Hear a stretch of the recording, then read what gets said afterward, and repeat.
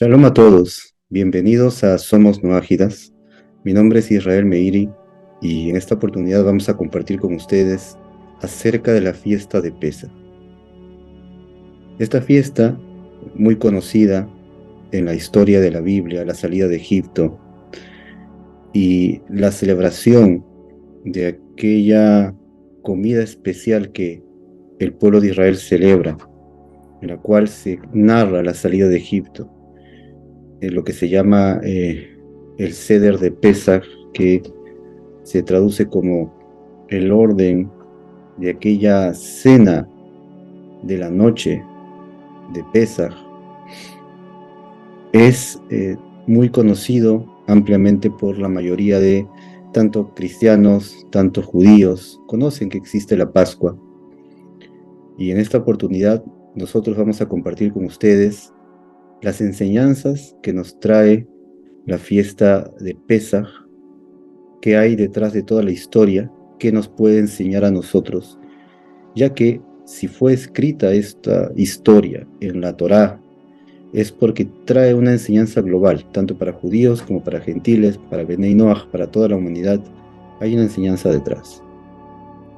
También surgen preguntas dentro de los Benei Noach, si ellos pueden celebrar la fiesta de Pesaj, ya que muchos les nace en su corazón el deseo de festejar, de celebrar esta fiesta, porque les es de alguna manera muy significativa por el mensaje que trae. Sin embargo, la pregunta es si, de acuerdo a la ley de la Torá, los Benei Noach podrían celebrarla o no, y si podrían, cuál sería la manera de celebrarla. Todo esto vamos a ver a continuación en este estudio. Antes de empezar, los invito a suscribirse a nuestro canal Somos Noágidas, a compartir con sus amistades estos estudios, y también en la descripción del video encontrarán los enlaces de todas las redes sociales en donde también estamos presentes. También los invito a activar la campana de notificaciones y puedan seguirnos y podamos juntos compartir las enseñanzas de la Torá a la persona que lo requiere. Bien, vamos a iniciar primero con el mensaje que nos trae la fiesta de Pesaj. Y al final vendremos a explicar cómo un Ben Noach podría celebrarlo. Comencemos con la historia más sencilla, la historia tal cual cuenta la Torá. La Torá habla que los hijos de Israel, que son descendientes de Abraham, obviamente, pasaron una esclavitud en Egipto. Sin embargo, se cuenta en la Biblia que el Eterno había hablado con Abraham de antemano y le había dicho que su descendencia sería extranjera en una tierra que no es de ellos, y allí los esclavizarán y los afligirán, etc. Entonces de antemano ya el Eterno había revelado a Abraham esto. La pregunta es ¿por qué? ¿Cuál era la razón por la cual los israelitas tenían que pasar este momento tan difícil, esta esclavitud? Es para rectificar las manchas y los pecados en el alma, en la cadena de la vida humana, desde que Adán y Eva cometieron el primer pecado. Desde allí hubo una decadencia espiritual. Y parte de esa rectificación era esta esclavitud egipcia, aunque el tema central de nosotros no es todos los detalles de aquella rectificación. De todas maneras, de manera básica, sabemos que era una forma de reparar pecados antiguos. Como dijimos, no entraremos de lleno a ese tema ahora, sino que de manera muy sencilla diremos lo que la Torá oral cuenta, que esa era la razón fundamental. Y por eso ellos vienen a Egipto, pasa todo lo que pasa en la historia, y al final terminan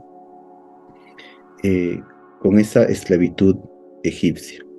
Pero también la Torá oral cuenta que en parte, cuando los israelitas estaban en Egipto, hubo algo que ellos mismos se equivocaron en el camino, que también provocó que el decreto de esclavitud fuera dado a ellos de manera plena. Y es que cuando los hijos de Israel, los hijos de Jacob, en primer lugar, Jacob, desciende de Egipto con 70 personas.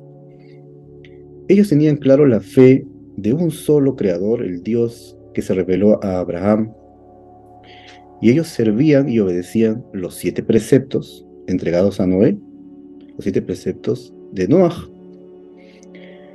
Y por supuesto estaban apartados de todo tipo de idolatría y solo adoraban al Dios que creó el cielo y la tierra. Pero durante el paso del tiempo ellos tuvieron una cercanía con los egipcios y lamentablemente aquella cercanía, digamos, terminó afectándoles y ellos terminaron imitando las actividades y las acciones idólatras de los egipcios.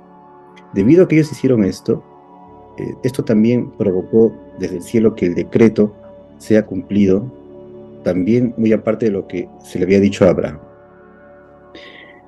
Y de aquí aprendemos el gran error de no cuidarse en la elección de nuestras amistades, de a qué persona nos acercamos.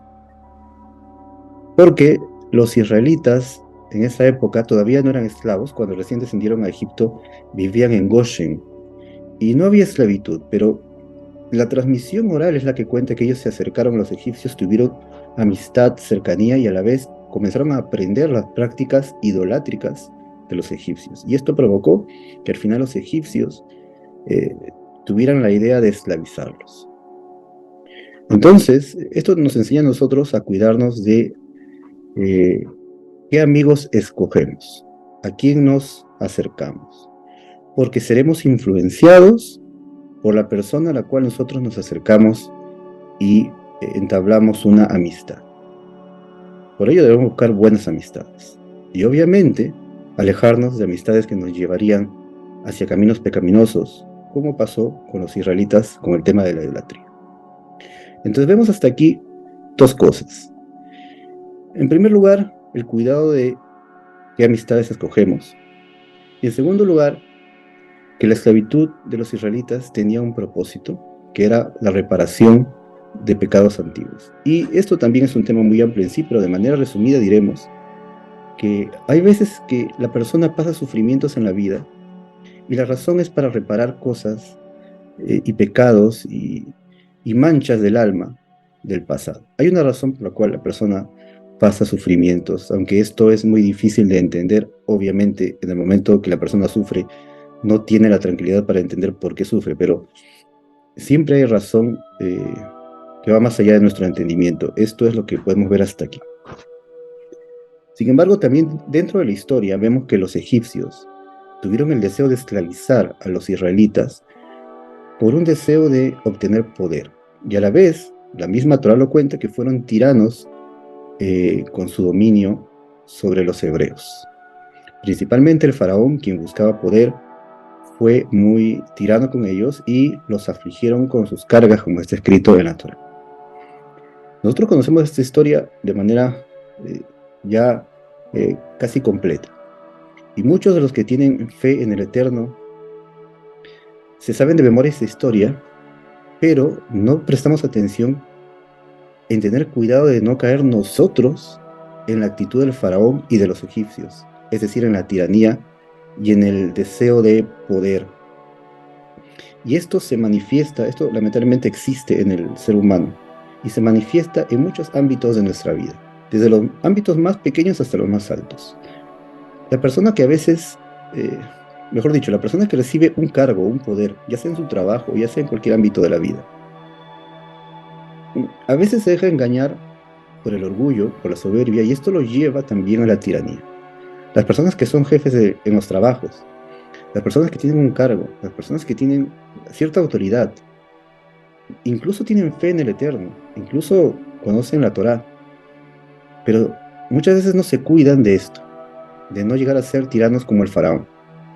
Entonces, debemos prestar atención a nuestras actitudes, ya que esto no lleve a la persona a la tiranía. De por sí es algo muy negativo, pero las personas no se dan cuenta que podrían llegar a esto por un deseo de mantener su autoridad en el ámbito que fuera, incluso en el mismo hogar. Debemos tener cuidado con esto. Mucho más los Bnei Noach, ya que toda esta historia del faraón y de los israelitas es una historia que sucede en un mundo de Bnei Noach. Hasta ahora no había pueblo de Israel como tal, ya que el pueblo de Israel fue instituido en el monte Sinaí. Pero antes, todos eran descendientes de Noé, tenían la obligación de cumplir los 7 preceptos, todos por igual, y aprendemos muchas cosas justamente para los Bnei Noach, para la humanidad. Bien, esto es de manera muy sencilla, y justamente el Eterno castigó a los egipcios en el Mar Rojo y a través de las plagas por su tiranía, por cómo ellos se habían comportado con los hebreos. Incluso cada una de las plagas, la razón de la existencia de esas plagas era para castigar las malas intenciones y los malos tratos de los egipcios. Entonces, todos nosotros debemos cuidarnos de esas actitudes cuando estemos en algún cargo de autoridad, pues esto nos podría traicionar y nos toca arrepentirnos, reconocer y cambiar de actitud. Ahora me gustaría compartir con ustedes la historia de manera un poco más metafórica, en el ámbito espiritual. Los hebreos estaban esclavizados en Egipto. La palabra Egipto en hebreo se dice Mitzrayim, y la raíz de esta palabra Mitzrayim viene de la palabra Metzer, y Metzer es estrechez. También se traduce como angustia, porque la persona angustiada siente estrechez en el interior. Pero también hace referencia a una persona que se encuentra en un tipo de esclavitud y está en un lugar estrecho, no puede ir más allá, está como acorralado. Muchas veces el ser humano se halla en su propio Egipto, en su propio Mitzrayim, en la estrechez, en la angustia, o en una situación o circunstancia, incluso algún tipo de mal comportamiento de la cual siente que no puede salir. Alguna mala cualidad, tal vez, para dar un simple ejemplo, el enojo. Alguno siente que no puede evitar enojarse por cada cosa que le sucede y la única reacción que tiene es el enojo y no puede ir más allá. Eso también es una estrechez. Y así con otras cosas. Cada uno lleva en su vida algún tipo de Egipto, algún tipo de esclavitud. Y como dijimos, la palabra en hebreo de Egipto es estrechez. Pero en Egipto también estaba el faraón. Y el faraón en hebreo se dice paró. Y paró tiene la raíz en la palabra de oref. Oref significa nuca. Y la nuca, hay una frase en la Biblia que dice que el pueblo era duro de cerviz. En hebreo, duro de cerviz se dice duro de nuca. Es decir, como si fuera que la nuca estuviera dura. Pero, ¿qué quiere decir eso? El sentido es la terquedad. Y ahora, viendo la historia del faraón, justamente cuando viene Moisés a decirle en nombre del Eterno que deje salir al pueblo, el faraón se entercó. Fue su principal característica, la terquedad. Por eso dice que el faraón endureció su corazón. Entonces, dentro de Egipto, en esta metáfora, llevándolo a un estado más espiritual, tenemos el problema de un faraón, es decir, de la dureza del corazón o de la terquedad. Y a veces nos encontramos en nuestro propio Egipto y en nosotros hay también un faraón, una terquedad, algo que falta corregir, una dureza de corazón, algo que hace que no queramos reconocer, arrepentirnos y cambiar, sino que, como el faraón, a veces decimos, sí, voy a dejar ir al pueblo, pero después cambiamos de opinión y nos entercamos y volvemos a lo mismo. Ese faraón interno que tenemos es parte de esa esclavitud de ese Egipto. Otra cosa que vimos en Egipto es que esclavizaron a los israelitas con ladrillo y material como si fuera el cemento. Y en hebreo eso se llama homer, es el material, y levená es el ladrillo. Y esa era parte de la esclavitud, ladrillo y el material que hace que se pueda construir con ladrillos. El ladrillo es un material, en comparación con la piedra, más débil, que se puede romper con mayor facilidad. Eso fue lo que hicieron en la Torre de Babel, cambiaron la piedra por el ladrillo. Entonces el ladrillo es un tanto más frágil, no es como la piedra, no es tan contundente. Con facilidad se puede romper. Y el material, en hebreo se dice homer. Homer también significa justamente lo material. El materialismo también en hebreo se dice homer. Entonces, parte de esta esclavitud, de este Egipto personal que cada uno de nosotros podríamos tener, es sentirnos atrapados en los asuntos materiales. Preocuparnos mucho por lo material, por el homer. Y lo material no es contundente, es temporal, como el ladrillo. No permanece siempre, no tiene mucha fuerza. Y a veces nos hundimos y nos preocupamos en asuntos de este mundo material y temporal y no podemos ver más allá de los asuntos materiales que vivimos. De todas maneras, sabemos que es cierto, que es importante que nuestro mundo material esté correcto, esté bien, la economía, la vida, todo está bien, pero a veces nos quedamos atrapados en la enorme preocupación por lo material, o en el materialismo, o en otros ámbitos. Eh, el tema de lo material podríamos también traducirlo a el interés mucho por la estética o por cualquier cosa que sea el honor, el dinero. Todo eso encierra el mundo material y a veces eso se vuelve una esclavitud. Y en realidad lo material nos sirve para vivir en este mundo, pero no debe ser lo principal debe ser lo espiritual. Y ese es el Egipto que a veces llevamos nosotros.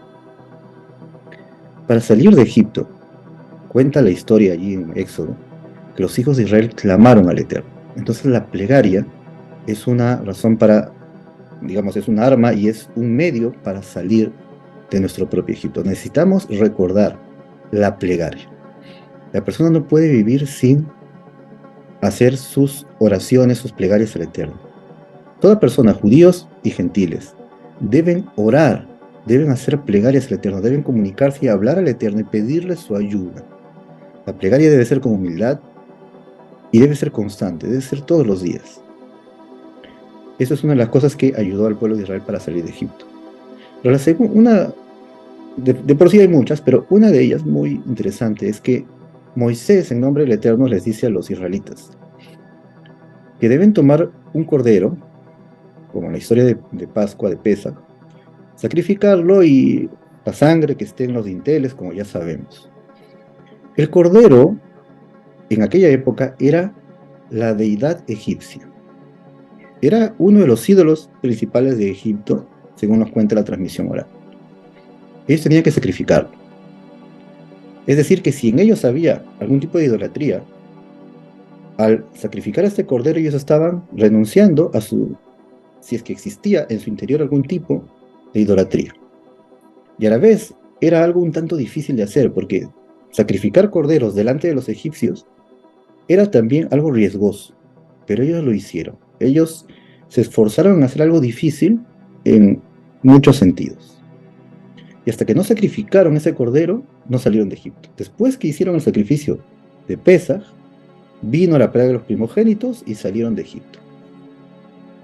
Entonces a veces nosotros necesitamos, aparte de elevar nuestras plegarias diariamente y clamar al Eterno por su ayuda, necesitamos hacer algo que, a pesar que nos es difícil, nos ayudará a salir de nuestro Egipto, hacer nuestra parte, hacer nuestro esfuerzo.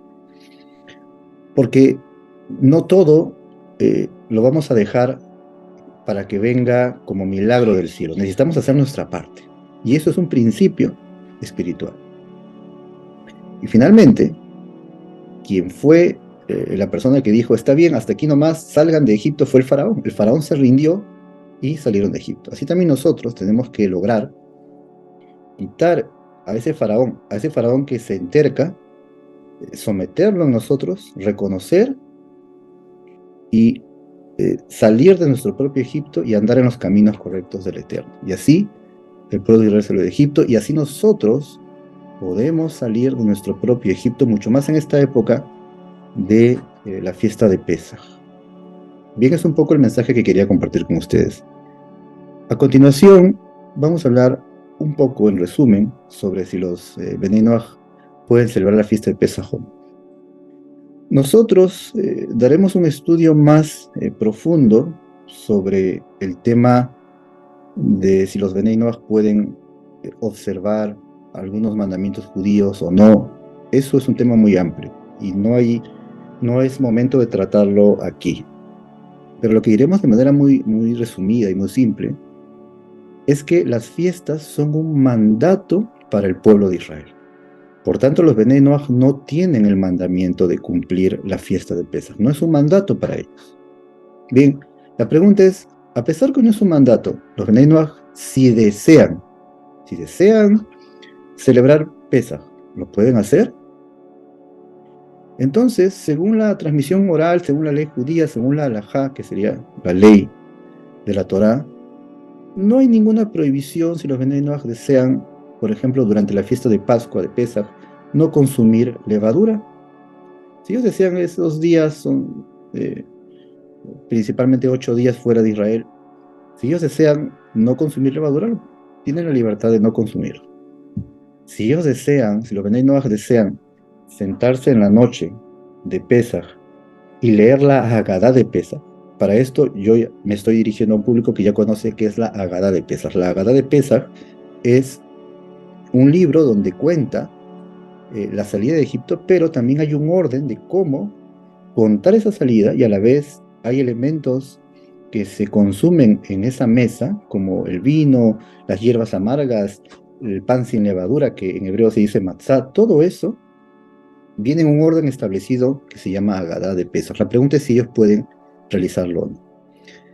Y la respuesta es que, de manera básica, nosotros tenemos que tener mucho cuidado de no hacer algo para el eterno, o digamos, que tenga que ver con las cosas espirituales, y a la vez decir alguna mentira dentro de lo que nosotros estamos haciendo. Por eso, los que quieren sentarse y leer una Haggadah de Pesaj y hacer toda la ceremonia, deben tener cuidado de no decir algo dentro de la Haggadah que sea mentira. ¿Qué significa? Que a la hora de leer la Haggadah, deben tener cuidado de lo que están leyendo. Si lo que están leyendo dice ahí, nosotros hemos sido esclavos en la tierra de Egipto, entonces los Bnei Noach no pueden decir eso porque no es verdad. Eso lo deben decir los israelitas, los judíos. Entonces, para que no haya una mentira, deben decir, los hijos de Israel estuvieron esclavizados en Egipto, pero el Eterno los sacó con mano fuerte y con brazo extendido, como dice la Haggadah. En la Haggadah dicen nos sacó, pero los Bnei Noach, si dicen nos sacó, estarían diciendo algo que no es verdad y no es agradable delante del Eterno hacer eso. Eso es en primera instancia. Un segundo punto que es casi de lo más importante, son las bendiciones. Dentro de la Haggadah de Pesaj hay bendiciones que dicen, bendito eres tú, Eterno, que nos has santificado con tus mandamientos y nos has ordenado, por ejemplo, consumir la matzá, que es el pan sin levadura, nos has ordenado comer pan sin levadura, o nos has ordenado comer las hierbas amargas, etc. Si los Bnei Noach dicen eso, estarían mintiendo y estarían pronunciando el nombre del Eterno, y a la vez, junto con el nombre del Eterno, estarían diciendo una mentira. Y eso no es correcto ni agradable ante los ojos del Eterno. Voy a dar un ejemplo muy sencillo. Tú no podrías, digamos, el día de mañana, a las 9 de la mañana, tú vas a orar. Tú podrías decirle al Eterno, gracias, Todopoderoso, porque el día de ayer a las 12 de la noche, los cielos se abrieron y yo escuché una voz celestial que me dijo que yo orara hoy a las 9 de la mañana. ¿Tú podrías decir una cosa así cuando no es verdad y decírselo al propio Dios, al Creador? Obviamente que no.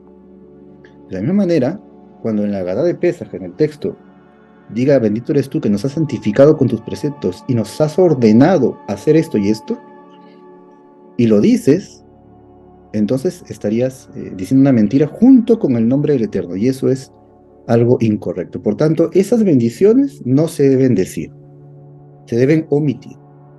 Pero las bendiciones por consumir el vino o el pan sin levadura, bendiciones que agradeces por consumir, que ahí están escritas, esas sí pueden decir, porque todos los venenos pueden bendecir por los alimentos.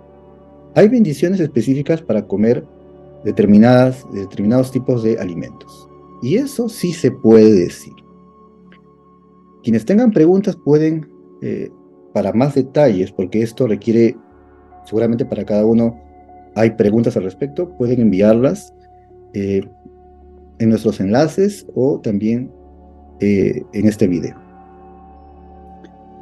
Básicamente hay que cuidarse de eso y obviamente en el caso del vino es preferible que lo hagan con jugo de uva y cuidarse de todo asunto que tenga que ver con el vino para personas y en general es lo mejor cuidarse de esto y que no se llegue a ningún tipo de excesos.